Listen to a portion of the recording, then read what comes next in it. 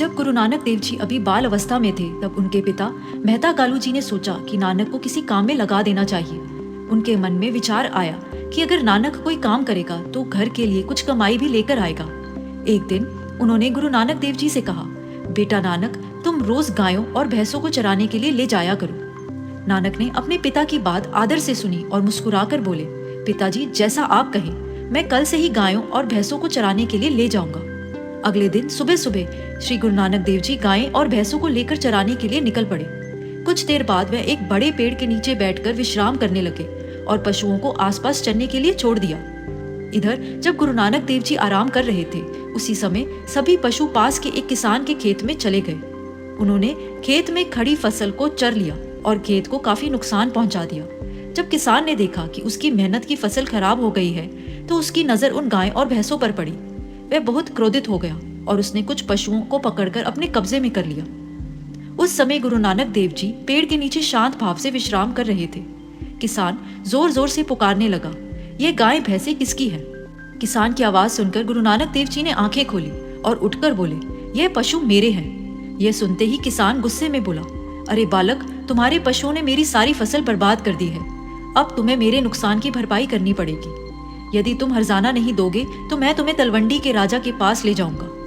उस समय तलवंडी के शासक राय बुलार थे। गुरु नानक देव जी ने किसान की बातों पर अधिक ध्यान नहीं दिया और अपने पशुओं को खेत से बाहर निकालने लगे। लेकिन किसान ने पहले ही कुछ गाय और भैंसों को पकड़कर रोक लिया था।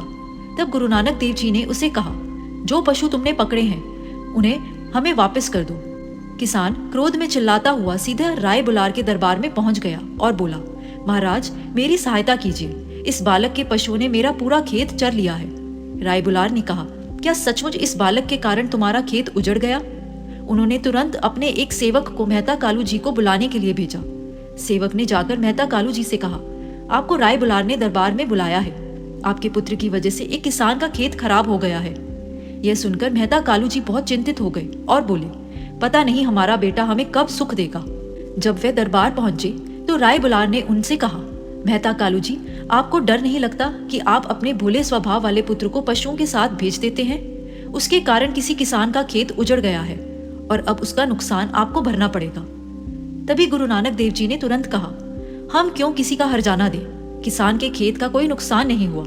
ये जाकर स्वयं अपना खेत देख ले। राय बुलार दोनों की बातें सुनकर हैरान हो गए। उन्हें समझ नहीं आ रहा था कि किसकी बात सही है, इसलिए उन्होंने अपने एक सेवक को खेत की जांच करने के लिए भेज दिया।